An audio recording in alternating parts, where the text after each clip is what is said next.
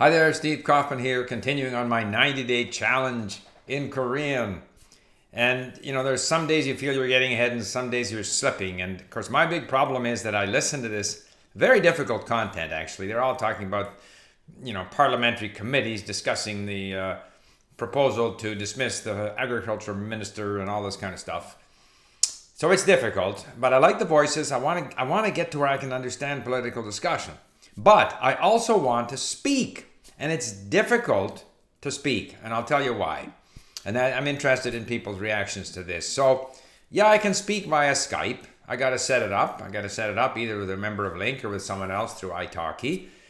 The connection can be good or not good. No guarantee that the person I'm talking to is interested in the same things that I'm interested in. So I end up not doing it. All right. I go to the Korean restaurant. I try to engage the staff there, and they, "Oh, you speak Korean very well," they say to me in English. They won't speak to me in Korean. And then, I think back of, for example, I can remember I was in Shanghai, particularly maybe 10 years ago. People come up to you and say, "Can I practice my English on you?"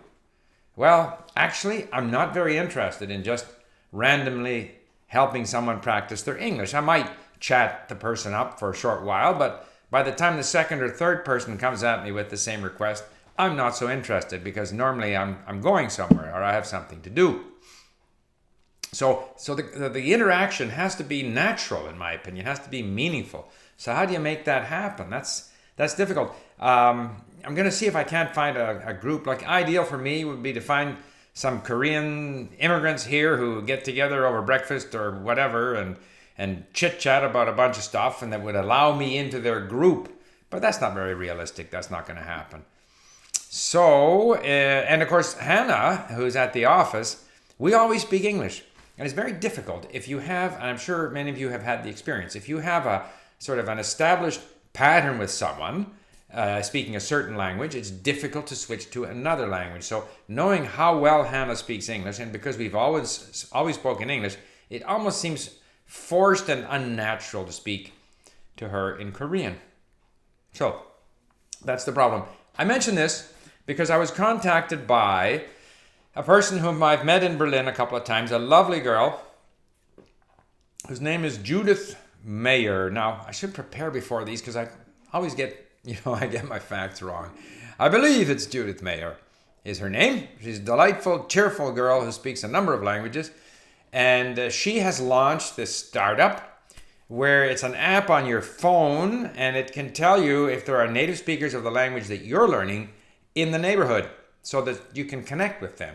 I have no idea how this is going to work, whether you get some prior permission from these people, how many languages they'll have, but it strikes me as an interesting idea.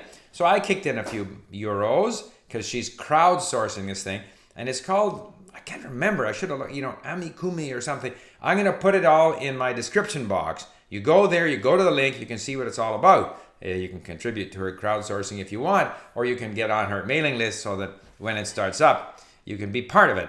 I have no idea what it's going to be like. It sounds like an interesting idea.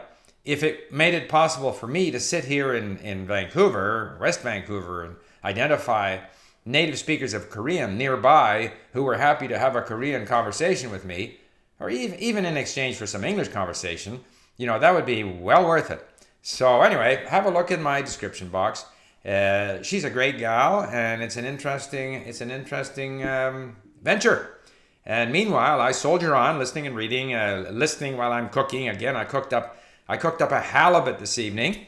And I made a sort of instead of mashed potatoes, I mashed a number of root vegetables to put underneath my halibut.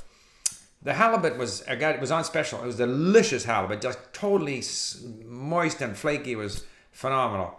But there's a lot of preparation, and of course, making that mash, I had to cook all the veggies and then among them and stuff like that. And before that, we had prosciutto melone. So I had some melon with some nice prosciutto on it and stuff. So I'm doing all of this while listening to my Korean. But if I could find someone to talk to, that would be great. Anyway, thanks for listening. Bye for now.